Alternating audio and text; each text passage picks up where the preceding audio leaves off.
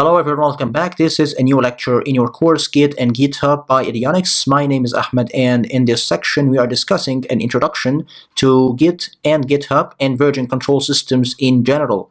In the previous lectures we have seen how we can use the package managers of our Linux and Unix operating systems, as well as using the installer file that can be downloaded either from the Git website or from the GitHub website, depending on your preference. The first one will install just the Git system. The second will install the Git system incorporated inside the GitHub desktop GUI, and that is how you can install Git on Windows.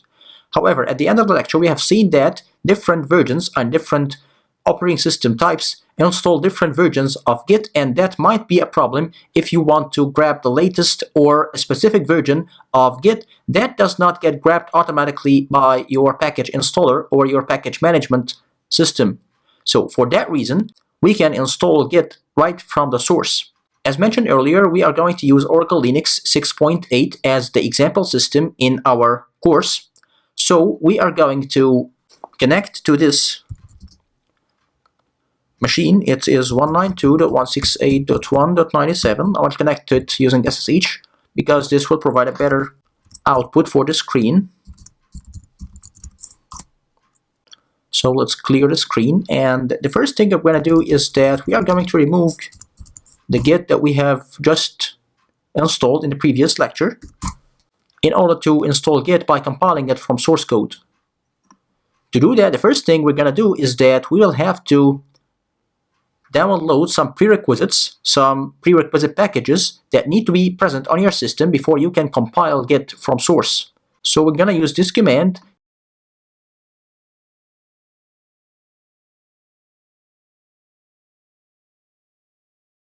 Now the components are being installed on the system.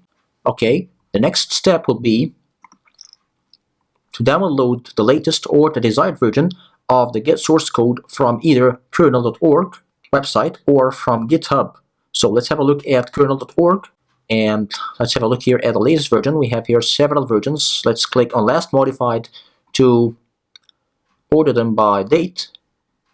Okay, and let's click one more again to be descending. Yeah, and we have here git-2.11.0.tar.xz, and we have that same version .gz. We're gonna take this one, just copy the link location, and if you notice here, 2.11.0 is the same version that was installed when we used the package installer in Windows, when we downloaded the installer setup file or MSI file for the Windows platform. It was that version too, so it was the latest, but not in Linux. In Linux, it was a much older version in Oracle Linux, and in Ubuntu, it was somewhat newer, but not the latest version. So if you want the latest version, as we mentioned before, you will have to download this source code and compile it from source. So the first thing we did is that we installed the prerequisites for compiling Git from source. Second thing is that we're gonna download this package using the wget command. It's just a Linux command that is used to download files from the internet. Let's just wait for the download to finish.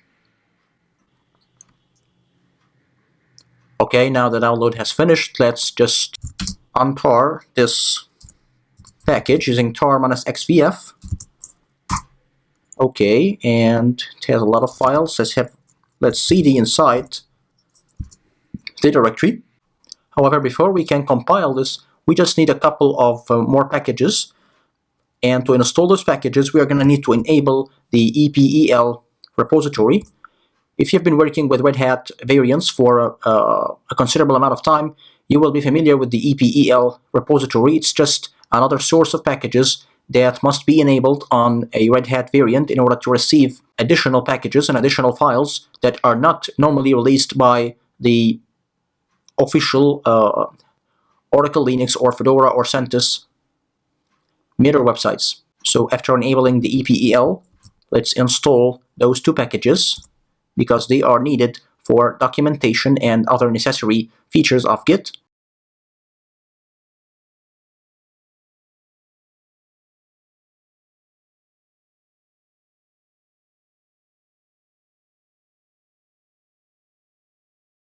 Okay, once those two packages are installed, we need to issue this command, which is necessary for the compile process to be complete. It's all mentioned in the PDF document that accompanies this section in the project files. Now let's start compilation by issuing those three commands: make configure.configure --prefix equals usr, make all doc info, make install -doc, install -html, and install -info, and let it run.